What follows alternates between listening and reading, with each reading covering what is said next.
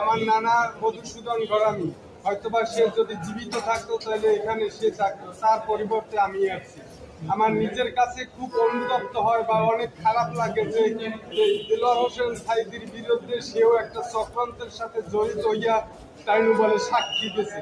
নিজেকে কখনো আমি ক্ষমা করতে পারিনি, কারণ এমনই একটা ব্যক্তি ছিল, আপনারা সবাই জানেন তার ভিতরে রাজাকার তো ভালো, দুর্নীতির কোনো অভিযোগ তার ভিতরে ছিল না। কিন্তু এই যে আওয়ামী লীগ সরকার বা প্রধানমন্ত্রীর চক্রান্তে সে একজন রাজাকার হয়েছে, সে দীর্ঘদিন জেলখানায় কাটাইছে এবং মৃত্যুর আগ পর্যন্ত সে জেলখানায় ছিল। সেজন্য নিজের ক্ষমা করতে না পাইলে আমি এইখানে এসে আপনাদের সবাইকে জানাইতেছি এবং মিডিয়ারে জানাইলে দেশবাসী জানবে, সেই জন্যই আমার এখানে আসা।